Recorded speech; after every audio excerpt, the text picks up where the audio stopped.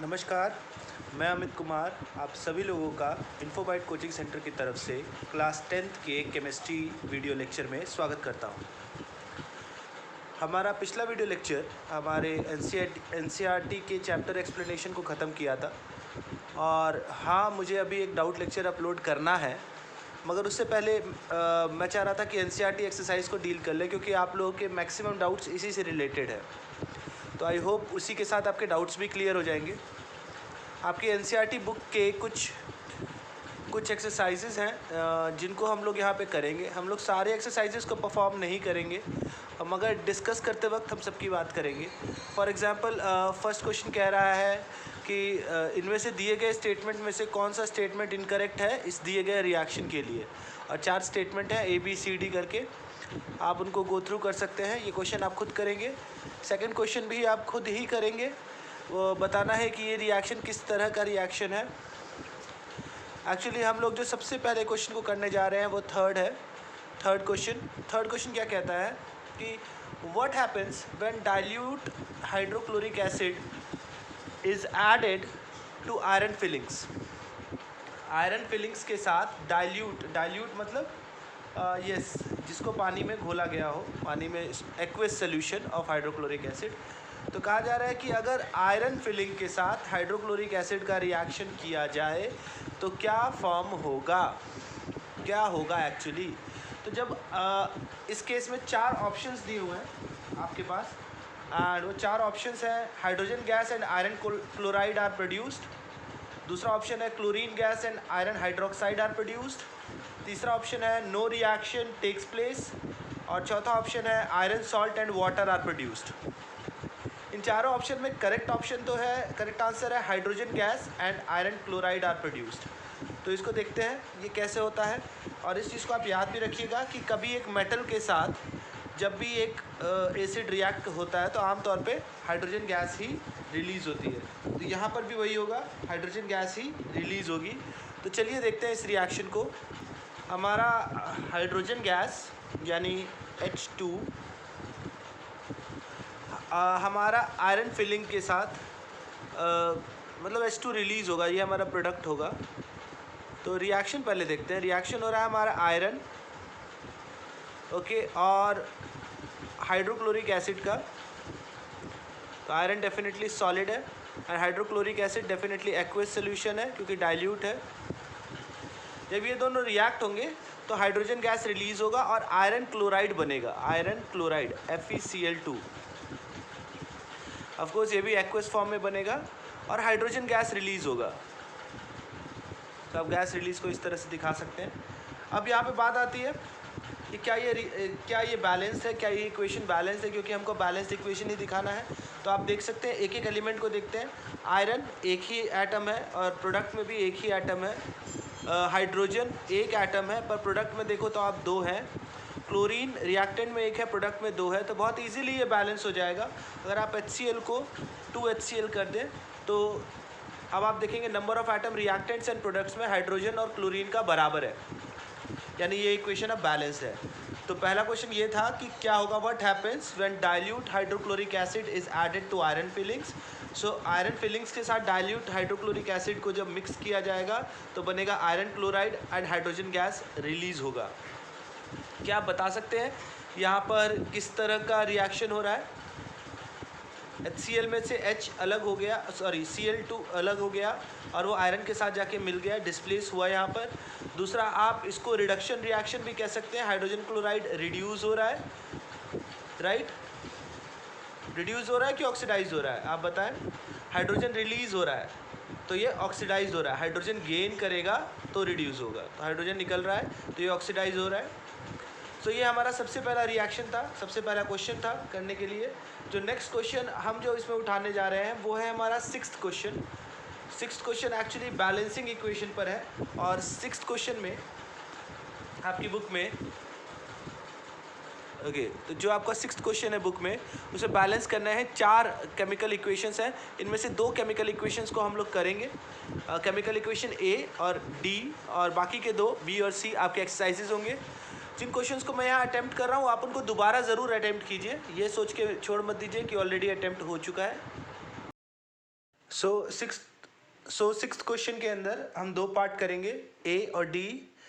ए part कह रहा है HNO3 और CaOH ट्वाइस रिएक्ट हो रहा है, फॉर्म कर रहा है CaNO3 एंड H2O। अब तो HNO3 यानी नाइट्रिक एसिड या हाइड्रोजन नाइट्रेट भी कहते हैं इसे, वो कैल्शियम हाइड्रोक्साइड, हमने पढ़ा भी था OH है जहाँ पर, तो कैल्शियम हाइड्रोक्साइड के साथ रिएक्ट कर रहा है और कैल्शियम नाइट्रेट और वाटर फॉर्म कर रहा है। अब इसको बैलेंस करने के लिए सबसे पहले तो आपको देखना होगा कि कितने एलिमेंट्स हैं इसके अंदर, उन एलिमेंट्स के नाम लिख लीजिए। फॉर एग्जांपल आप पहले तो इस रिएक्शन को लिख लीजिए,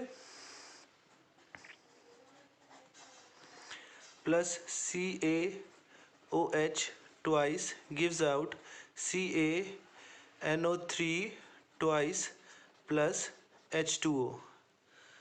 अब सारे एलिमेंट्स के नाम starting from the beginning, hydrogen है, नाइट्रोजन है, ऑक्सीजन है, कैल्शियम है एंड हाइड्रोजन, और वही उस तरफ भी होंगे। अब इनके रिएक्टेंट्स एंड प्रोडक्ट्स में नंबर ऑफ एटम्स को देखिए। सो अगर हम देखें हाइड्रोजन की बात करें तो हाइड्रोजन एक है यहाँ पर और दो हाइड्रोजन यहाँ पर है, तो हाइड्रोजन हो गए 3 रिएक्टेंट्स में। एंड हाइड्रोजन की अगर प्रोडक्ट्स में बात करें तो 2 यहाँ पर है एंड दैट्स इट। तो हाइड्रोजन 2 ही है, दैट्स इट यहाँ पे प्रोडक्ट में, सो ये भी बैलेंस नहीं है। नाइट्रोजन की बात करें तो 1 यहाँ पर है रिएक्टेंट में। एंड अगर हम प्रोडक्ट में बात करें तो प्रोडक्ट में है आपका 2, सो 1 इन रिएक्टेंट, 2 इन प्रोडक्ट। अब अगर हम अगला लें, अगला है हमारा ऑक्सीजन, तो 3 यहाँ पर एंड 2 यहाँ पर, तो 3 2 5। एंड अगर हम प्रोडक्ट में बात करें तो 3 2 6 एंड 1 यहाँ पर 7। कैल्शियम की अगर हम बात करें तो 1 यहाँ पर है और 1 यहाँ पर है, तो रिएक्टेंट एंड प्रोडक्ट में सेम है। सो कैल्शियम को छोड़कर बाकी कोई भी एलिमेंट ऐसा नहीं है जो रिएक्टेंट एंड प्रोडक्ट में जिसके एटम्स बराबर हो। अब इसको करने के लिए हम क्या करेंगे, सबसे पहले सबसे बड़े फॉर्मूला को उठाएंगे। आप रिएक्टेंट के साइड उठाइए या प्रोडक्ट के साइड उठाइए। तो हम चलिए प्रोडक्ट के साइड उठाते हैं, हम CaNO3 होल ट्वाइस को उठाते हैं। इसमें कैल्शियम सबसे पहला एलिमेंट है जो कि एक्चुअली बैलेंस है, तो उसमें आप कोई चेंजेस नहीं करेंगे। दूसरा है नाइट्रोजन। नाइट्रोजन की बात करें तो नाइट्रोजन 2 है प्रोडक्ट में, बट रिएक्टेंट में 1 ही है। तो यहाँ पे रिएक्टेंट में 2 करने के लिए आप इसके आगे 2 ऐड कर सकते हैं। सो जो चीज़ मैं बाद में ऐड कर रहा हूँ मैं उसे ब्लैक से लिख रहा हूँ, सो 2 HNO3। ओके, सो इसके बाद क्या चेंजेस हुए, नाइट्रोजन रिएक्टेंट में 2 हो गया, मगर सिर्फ इतना ही चेंज नहीं हुआ, अब हाइड्रोजन भी रिएक्टेंट में 2 हो गया, तो 2 और 2, तो ये हाइड्रोजन रिएक्टेंट में हो गए 4।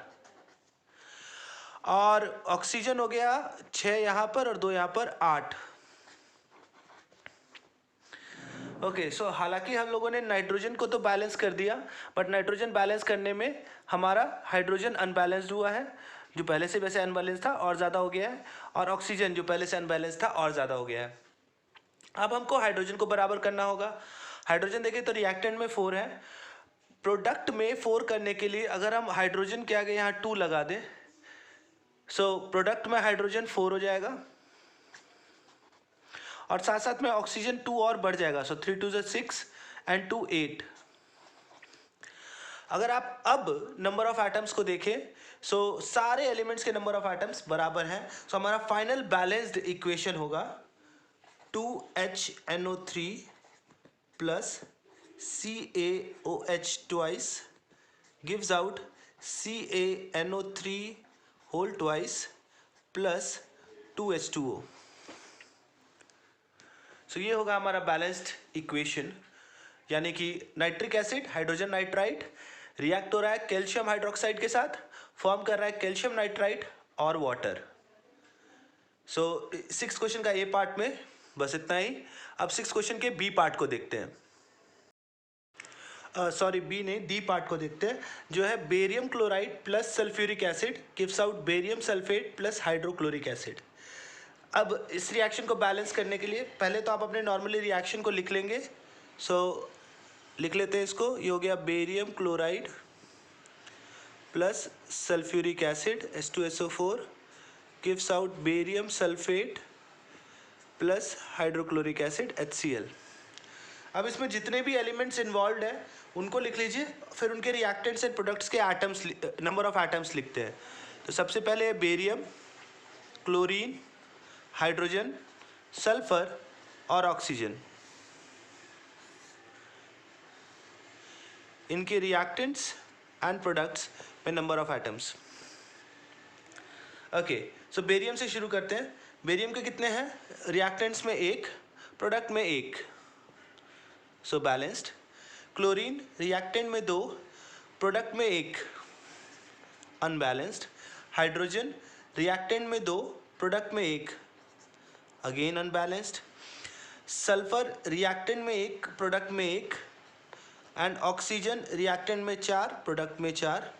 सो अगर देखें तो हाइड्रोजन और क्लोरीन को छोड़कर बाकी सारे बैलेंस्ड हैं, और इसको बैलेंस करने के लिए अगर हम सिंपली यहाँ पर 2 ऐड कर दें यानी 2 HCl, तो हाइड्रोजन और क्लोरीन प्रोडक्ट में भी 2 हो जाएंगे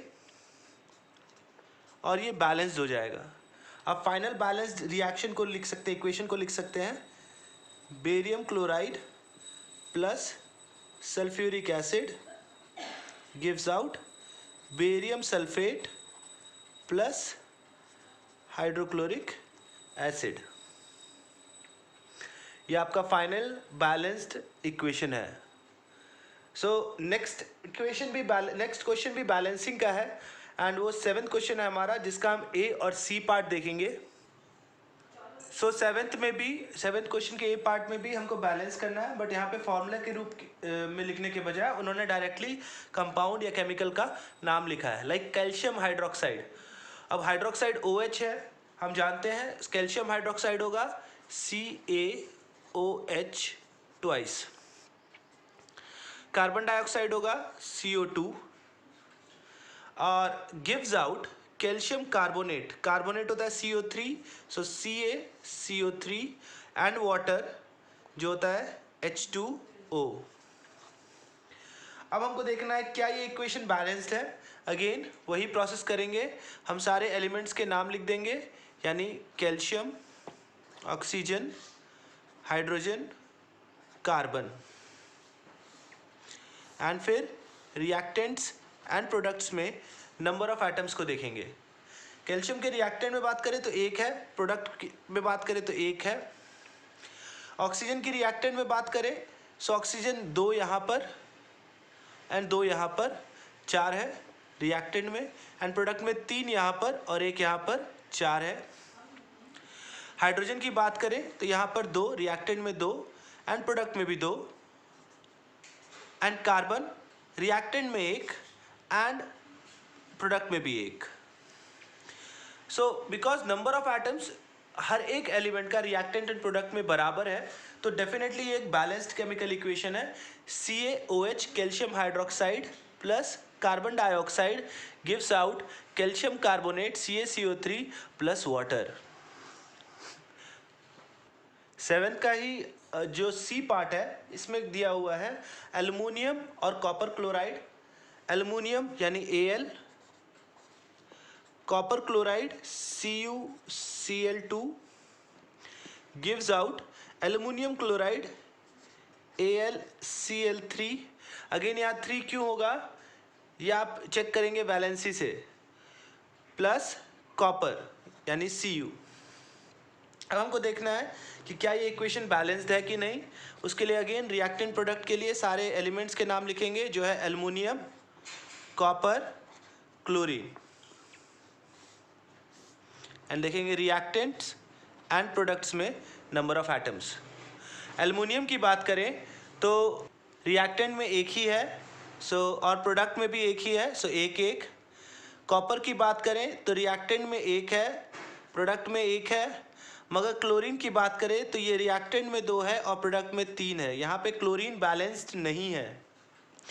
क्लोरीन को बैलेंस करने के लिए, क्योंकि यहाँ 2 और 3 है, आप 1 तो यहाँ पे ला नहीं सकते, 1 डायरेक्टली आप लिखोगे भी तो भी उसकी वैल्यू क्लोरीन की 2 ही रहेगी, और अगर आपने यहाँ 2 लिख दिया तो वो 4 हो जाएगा, जो इससे फिर बढ़ जाएगा।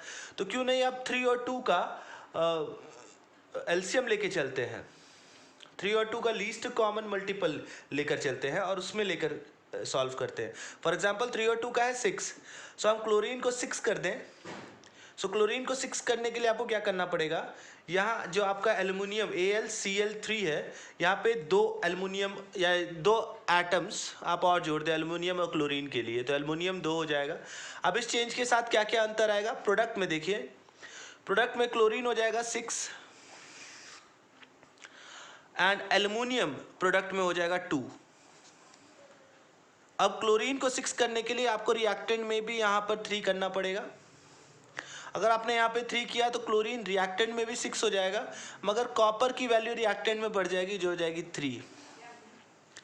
अब आपका एल्युमिनियम की वैल्यू भी बराबर नहीं है, एल्युमिनियम को 2 करने के लिए आप यहाँ पे 2 ऐड करेंगे तो रिएक्टेंट में एल्युमिनियम हो जाएगा 2, और कॉपर को 3 करने के लिए प्रोडक्ट में यहाँ 3 करेंगे तो प्रोडक्ट में हो जाएगा 3। अब आप देखें तो आपके रिएक्टेंट एंड प्रोडक्ट के सारे नंबर ऑफ एटम्स इक्वल है। हमने सबसे बड़े वाले से शुरू किया था एल्युमिनियम क्लोराइड से, क्लोरीन को सबसे पहले बैलेंस किया, क्लोरीन को बैलेंस किया जब हमने तो एल्युमिनियम की संख्या बदली, क्लोरीन को बैलेंस करते वक्त कॉपर की संख्या भी बदली, फिर उन दोनों को बैलेंस करने पर हमारा पूरा इक्वेशन बैलेंस हो चुका है। हमारा फाइनल बैलेंस्ड इक्वेशन है aluminium plus copper chloride gives out aluminium chloride plus copper. ये है आपका फाइनल बैलेंस्ड इक्वेशन। हमारा जो 8th क्वेश्चन है उसमें ना सिर्फ हम लोग को दिए गए इक्वेशन को बैलेंस करना है, बल्कि हमको ये भी बताना है कि ये किस तरह का रिएक्शन है। फॉर एग्जांपल इन वर्ड्स यहाँ लिखा हुआ है पोटेशियम ब्रोमाइड, हालांकि इन्होंने टाइप ऑफ एलिमेंट या टाइप ऑफ कंपाउंड बताया हुआ है कि वो एक्वस है। So potassium bromide barium iodide के साथ रिएक्ट करता है और बनाता है potassium iodide and barium bromide. So इसी रिएक्शन को दिखाने के लिए पोटेशियम फर्स्ट है potassium bromide, so potassium K, bromide Br, aqueous है एंड ये एक्वस रिएक्ट करता है बेरियम आयोडाइड के साथ, यानी BaI2। फिर हमको मिलता है potassium iodide Ki, potassium iodide Ki plus barium bromide. Okay, तो इसको बैलेंस करने के लिए पहले हम मेंशन करते हैं यहाँ पे कौन कौन सा एक्वस है। सॉरी, गिवन इक्वेशन के हिसाब से ये भी एक्वस है एंड ये भी एक्वस, सॉरी हाँ ये सॉलिड है। अब इसमें कौन कौन से एलिमेंट्स हैं उनके नाम लिख दो। पोटेशियम है, ब्रोमीन है, बेरियम है, आयोडीन है। एंड रिएक्टेंट्स एंड प्रोडक्ट्स में नंबर ऑफ एटम्स को देखना है। पोटेशियम की बात करें तो एक रिएक्टेंट में है, एक प्रोडक्ट में है, उसमें कोई दिक्कत नहीं है। ब्रोमीन की अगर हम बात करें तो ब्रोमीन आपका रिएक्टेंट में एक है, प्रोडक्ट में 2 है। बेरियम की बात करें तो रिएक्टेंट में एक है, प्रोडक्ट में एक है। आयोडीन की अगर बात करें तो रिएक्टेंट में 2 है, प्रोडक्ट में 1 है। सो सबसे पहले आप सबसे बड़े को उठा सकते हैं, बेरियम ब्रोमाइड को उठा सकते हैं। तो ब्रोमीन को आप देख रहे होंगे, ब्रोमीन 2 है प्रोडक्ट में, बल्कि रिएक्टेंट में सिर्फ 1 है। तो रिएक्टेंट में हम 2 ब्रोमीन बढ़ा दे रहे हैं। ओके, अब अगला, अगर हम रिएक्टेंट में 2 ब्रोमीन बढ़ा देंगे तो यहाँ पे सिर्फ ब्रोमीन नहीं पोटेशियम भी 2 हो जाएगा। मगर पोटेशियम की अगर हम बात करें तो प्रोडक्ट में तो सिर्फ 1 ही है, तो प्रोडक्ट में भी पोटेशियम को 2 कर देते हैं। जब आप प्रोडक्ट में पोटेशियम को 2 करेंगे तो आयोडीन भी 2 हो जाएगा। सो अगर आप अब इस इक्वेशन को देखें तो नंबर ऑफ एटम्स बराबर हैं, चाहे वो पोटेशियम की बात हो, ब्रोमीन की बात हो, बेरियम की बात हो या आयोडीन की बात हो। सो आपका फाइनल बैलेंस्ड इक्वेशन होगा 2 KBr potassium bromide plus barium iodide gives out 2 Ki, potassium iodide plus barium bromide BaBr2, and ये आपका फाइनल इक्वेशन होगा जो कि पूरी तरह से बैलेंस्ड है। 8th क्वेश्चन का सी पार्ट, उसमें हमको हाइड्रोजन क्लोरीन का रिएक्शन से हाइड्रोजन क्लोराइड फॉर्म किया है। So hydrogen H2 chlorine Cl2 gives out HCl। अगर आप पिछले क्वेश्चन की बात करें जो हम लोगों ने सॉल्व किया था, तो हमको उसमें एक चीज़ और बतानी थी कि किस टाइप का इक्वेशन है, अगर आप किस टाइप का रिएक्शन है। अगर आप उस इक्वेशन को वापस से देखें, आप रिएक्टेंट में देखें पोटेशियम ब्रोमाइड है बट प्रोडक्ट में पोटेशियम आयोडाइड है, रिएक्टेंट में बेरियम आयोडाइड है बट प्रोडक्ट में बेरियम ब्रोमाइड है। ये डबल डिस्प्लेसमेंट रिएक्शन है क्योंकि दो डिस्प्लेसमेंट हुआ है, यानी दो अलग अलग ग्रुप ऑफ एटम्स आपस में स्वैप हुए हैं, उनकी पोजीशन डिस्प्लेस हुई है। सो एक से ज़्यादा डिस्प्लेसमेंट जब होता है तो डबल डिस्प्लेसमेंट है। इसको हम डिटेल में देखेंगे। मगर हम अपने इस इक्वेशन की बात करें तो क्या ये बैलेंस्ड है? नहीं, इसमें रिएक्टेंट में 2 हाइड्रोजन है और 2 क्लोरीन है, जबकि प्रोडक्ट में सिर्फ 1 हाइड्रोजन और 1 क्लोरीन है। ये बहुत इजीली आपका बैलेंस हो जाएगा, आप बस इसे 2HCl कर दीजिए। अब ये किस तरह का रिएक्शन है, तो आप देखेंगे 2 अलग अलग एलिमेंट्स मिलकर के एक कंपाउंड फॉर्म कर रहे हैं, तो ये एक कॉम्बिनेशन रिएक्शन है। तो इसका पिछला था डबल डिस्प्लेसमेंट रिएक्शन और ये है कॉम्बिनेशन रिएक्शन। अब हमारा जो नेक्स्ट क्वेश्चन हम लोग देखने जा रहे हैं वो 13th क्वेश्चन है एनसीईआरटी एक्सरसाइज का। इसके बीच में जितने भी क्वेश्चंस हैं या जिन क्वेश्चंस को हम लोग नहीं कर रहे हैं वो बहुत सिंपल डेफिनेशंस के तौर पर हम लोगों ने पहले के वीडियोस में उनको देख रखा है। आप उनको गो थ्रू करेंगे तो उनको ईजिली आंसर कर सकते हैं, और उनके डाउट्स भी आप में से किसी ने रेज नहीं किए थे तो उन क्वेश्चंस को मैंने उठाया भी नहीं है। जो क्वेश्चन अभी हम लोग करने जा रहे हैं ये क्वेश्चन डाउट के रूप में भी रेज हुआ था कि डिस्प्लेसमेंट और डबल डिस्प्लेसमेंट रिएक्शन में क्या अंतर है। तो पहले हम बात करते हैं डिस्प्लेसमेंट रिएक्शन की। डिस्प्लेसमेंट रिएक्शन हमारा वो रिएक्शन है जिसके अंदर हमारा एक ज़्यादा रिएक्टिव एलिमेंट एक कम रिएक्टिव एलिमेंट को उसके कंपाउंड में से हटा देता है। डेफिनेशन सुन लीजिए, when a more reactive element displaces a less reactive element from a compound then it is displacement reaction. एक एग्जांपल इसका आप देख सकते हैं कि मान लीजिए A एक एलिमेंट है और एक कंपाउंड है BX, और हम मान लेते हैं कि A B से ज़्यादा रिएक्टिव है। सो ये फॉर्म करेगा AX एंड B उस जगह, मतलब BX में से B अलग हो जाएगा, यानी BX में से X अलग होकर A के साथ एक कंपाउंड फॉर्म कर लेगा और B अलग हो जाएगा। सो इसमें एक एलिमेंट ने जो ज़्यादा रिएक्टिव था दूसरे कंपाउंड में से एक एलिमेंट को डिस्प्लेस किया जो उससे कम रिएक्टिव था। ये रिएक्शन है डिस्प्लेसमेंट रिएक्शन।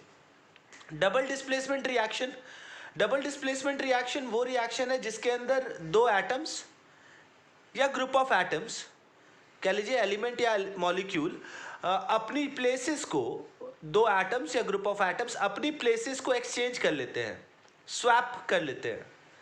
एग्जाम्पल के तौर पर अगर एक कंपाउंड है AB और दूसरा कंपाउंड है CD और फाइनली वो प्रोडक्ट बनाते हैं AC और BD, तो आप देख सकते हैं B D के साथ जाके रिएक्ट हो गया एंड C A के साथ आके रिएक्ट हो गया। इसमें 2 एलिमेंट्स ने अपनी प्लेसेस को स्विप किया है। जहां पे एक से ज़्यादा डिस्प्लेसमेंट होती है उसे कहते हैं डबल डिस्प्लेसमेंट रिएक्शन। दोनों के एग्जाम्पल्स भी आप देख सकते हैं, जैसे कि कॉपर सल्फेट को CuSO4 को अगर आप जिंक के साथ रिएक्ट करें तो आपको मिलता है ZnSO4 जिंक सल्फेट और कॉपर। ये डिस्प्लेसमेंट रिएक्शन है। डबल डिस्प्लेसमेंट रिएक्शन का आप एग्जांपल ले सकते हैं, सोडियम सल्फेट Na2SO4 रिएक्ट करता है बेरियम क्लोराइड के साथ BaCl2 के साथ और फॉर्म करता है barium sulphate and sodium chloride. So ये जो इक्वेशन है नीचे, सो ये फर्स्ट इक्वेशन आपकी डिस्प्लेसमेंट रिएक्शन की है एंड ये सेकंड इक्वेशन आपकी डबल डिस्प्लेसमेंट रिएक्शन की है। सो हमने देखा displacement reaction double displacement reaction से अलग कैसे है, और दोनों का हम लोगों ने एक एक इक्वेशन भी देखा एज एन एग्जाम्पल। अब जो नेक्स्ट क्वेश्चन हम लोग देखने जा रहे हैं वो एनसीईआरटी का लास्ट क्वेश्चन भी है। एनसीईआरटी के इस चैप्टर का लास्ट क्वेश्चन वो ये कहता है कि आप फॉलोइंग टर्म्स का एक एक एग्जाम्पल के साथ उनको एक्सप्लेन करें। तो पहला है कोरोजन। कोरोजन क्या है, अगर डेफिनेशन पे जाएं तो हमारे पिछली वीडियोस में भी है, ये वो प्रोसेस है जिसमें केमिकल रिएक्शन की वजह से मेटल्स खराब होते हैं या मेटल्स ईटन अप हो जाते हैं, मेटल्स को खा लिया जाता है। इसी को हम लोग डिफाइन कैसे करते हैं? Corrosion is a process where materials specially metals deteriorate, मैं स्पेलिंग बोलो, DETERIORATE, deteriorate due to chemical reaction. In the presence of moisture, they react with the metal. The metal react with the oxygen. In the presence of moisture, the metal reacts with the oxygen and forms metal oxide. So corrosion में metal का डिट्रियोरेशन होता है chemical reaction की वजह से, और ये moisture की प्रेजेंस में होता है। इसका एक एग्जांपल बहुत इजीली आप बता सकते हो, आयरन का रस्टिंग। केमिकली आप दिखा सकते हो 2Fe जब रिएक्ट होता है ऑक्सीजन और मॉइस्चर के साथ तो हाइड्रेटेड मेटल ऑक्साइड बनता है। हाइड्रेटेड मेटल ऑक्साइड यानी .NH2O, जैसा क्रिस्टल फॉर्म्स में आप देखते हैं। रैंसिडिटी क्या है? रैंसिडिटी ऑक्सीडेशन है। ऑक्सीडेशन किसका? फैट्स या ऑयल का। हमारे फूड प्रोडक्ट्स में, फूड मटेरियल्स में जो फैट और ऑयल मौजूद होता है उसका ऑक्सीजन के साथ रिएक्ट होने के बाद जो फूड स्पॉयल हो जाता है, उसी प्रोसेस को हम रैंसिडिटी कहते हैं। इसके बाद फूड डेफिनेटली एडिबल नहीं रहता। इससे बचने के लिए कई सारे तरीके हैं। एंटीऑक्सीडेंट्स का इस्तेमाल किया जाता है। रेफ्रिजरेशन एक प्रोसेस है जिसको यूज़ कर सकते हैं, ठंडा रखा जाता है फूड को। कई बार प्रिजर्वेटिव्स का भी इस्तेमाल करते हैं। सो रैंसिडिटी से बचने के लिए कई सारे प्रिकॉशंस हैं जिनको अपनाया जाता है। सो आज के ट्यूटोरियल में बस इतना ही। इन्फोबाइट कोचिंग सेंटर की तरफ से मैं अमित कुमार आप सभी लोगों से विदा लेता हूँ। धन्यवाद।